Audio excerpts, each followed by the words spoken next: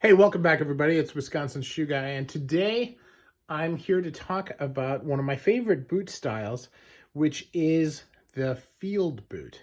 Now, there's a couple of different varieties that you can get on this boot, and I've got 4 of them here, and these are not necessarily all encompassing by any means, but this is one of the great things about this style of boot is that it offers a number of combinations, so you can choose many different things that you want. So here you can see a double sole on a shell cordovan version of the boot. It does not have a cap toe. It just has a faux cap with 3 stitches, which is the classic, right? That's the Galway. 4 eyelets, 4 speed hooks. Has this piece and then has a patch on the back. Generally speaking, they all have this same type of shape. This has leather soles with a square waist. So a lot of really interesting stuff there. And you can see on these blind stitch soles, the sole does wear down after a while, and that's just part of wear. So now what's interesting about these is that the shaft itself, even though they're shell cordovan, is unlined. And what does that mean? That means when you open up the boot itself and you look inside, this is shell cordovan. Now, unlined shell cordovan loafers are very popular. You can also see that the lining does start here in the shoe. Here, I'm going to turn on additional light here, see if it adds a little something to that. So you can see the shoe itself is lined. It's just the shaft of the boot that is not. Now, a lot of people will complain that shell cordovan doesn't breathe as well, and it's definitely true that if you have unlined shell and you have it like in a loafer or something like that, that it does not breathe as well as, you know, like a suede or something like that. But I find that especially on the shaft of this boot, it does make it a lot more comfortable. Almost as comfortable as like a really soft leather. Now, so again, there are options. Now, with the next 2 boots, what you'll see is that they changed the leather.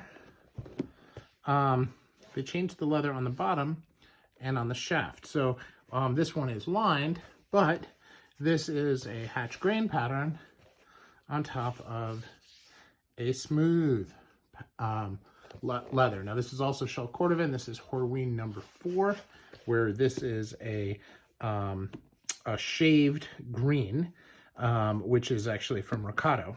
Okay, so different shell cordovan manufacturers, the quality of the shell is a little different, and also the thickness can change that quite a bit.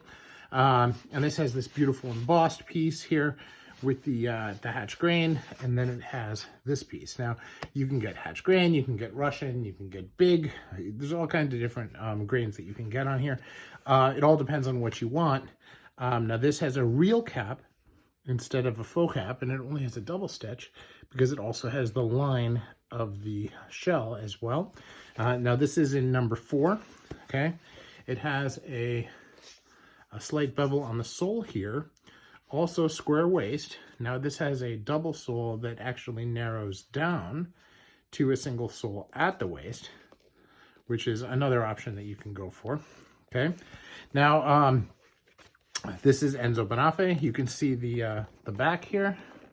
As I said, they all have a similar pattern, but you see how the Meerman on the left here is very wide, and this one's a little bit narrower. Just like the shoe, it's just a little bit more stylish. Now, what's interesting, this has this beautiful integrated tab, okay, which is great for pulling on the shoe. It's also very secure because it's actually sewn in completely and is part of the leather, where here, this has just your traditional canvas pull tab on the top. So again, options that you can look for as you're examining a pair of these boots.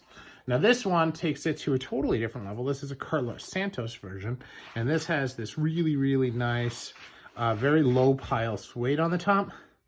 Has nice leather here.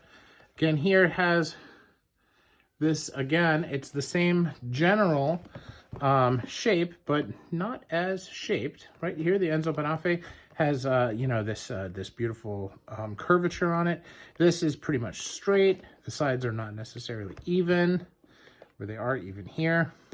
This also has a seam in the heel because they didn't click it to have no heel, but they did integrate the tab into the back. Right? They just made it a lot smaller, right, than the Enzo Banafe. So now you'll see, like, it's normal for, you know, $1,000 pair of boots versus a $350 pair of boots to have big differences in details, and these are some of the ones, you know, that are going to be different. Now, this also has a rubber sole, day-night sole, which is, they make great soles, and a lot of people prefer on a boot that they want to have rubber soles. So this does just fine for that. Again, it has a real cap. You know, no finishing over the welt. You know, this has enormous finishing over the welt. So you can see that. So again, the level of detail on it can be different. Meerman has their thin fudging over the edge of the welt, not the whole welt. So that's, again, level of finishing difference there as well. So I want to point that out. Again, rubber sole shoes don't usually have finishing on the welt, so that is not an uncommon difference. Now this is lined, okay? Also has a extra support thing here around the eyelets, which is interesting. So Carlos Santos, as always, doing a nice job. Now this is another pair. This is by Sons of Henrey. Now this is in Utah calf. Again, no cap toe, but does have the triple stitch. It has fudging on the edge. Now this is like more of a rough fudging, but it is not in line with the stitches, but pretty nice. If you look at the sole stitch density here, it's quite a bit thicker on the Sons of Henrey than it is on the Carlos Santos. These run normally about maybe 10% more. It's pretty close. They're very, very close in overall price. This is Vibram soles versus the Day Night, which are generally considered to be an upgrade. Like most cobblers would charge you an upgrade for that. Now this is, big difference here is this is 5 and 3. So the style is going to look a little bit different from that. And that's something that you have to decide whether you like. I'm okay either way. But I have considered actually just having these two replaced with speed hooks. You can just go to your cobbler and do that. That's like 10 bucks a piece. It's not very expensive. Now these are unlined, and this is Utah calf on the shaft, which is very soft. Now I've got a pair where I've looked at this in kudu suede. I've got another pair that is in shell cordovan, which is lined, another pair that's in shell cordovan that's unlined. A lot of options that you can look for as you look at these boots. You look here, it's got very nice details here. It is symmetrical. It is clicked so that there isn't a seam. And you can see this is also integrated into the leather, but not the big finger hole that you have on the Bonafe. So a little bit of a difference, but this is a nice compromise between the different options on the different boots. So again, just trying to show some comparison here so you can see different options and what that can cost as a difference when you're looking to buy. So all in all, 4 very nice pairs of boots. 4 very comfortable pairs of boots, and I think that that's very important to note. Now this is Meerman mainline, so you know they are taking a little while to break in. The others are all comfortable out of the box, and you know these are what, 340 bucks. These were just a little bit over 1,000. These were somewhere, I think they were about 4. I think they were 3 late high 3s, low 4s. And these were about the same, a little bit more as I recall. But again, I'm not doing a price comparison here. I'm just trying to do this from memory to add value. So take a look at the sites. I got these at the Noble Shoe. I got this from Soul Garb. This is from Sons of Henrey, and this is from Meerman. So take a look, see what you like, and let me know your comments and your thoughts on this really cool type of boot. Now, I really like this type of boot. I've ordered 4 additional pairs. Actually 5, and plan to continue to focus on this as the main boot in my arsenal. I also like split toe boots, which are pretty popular.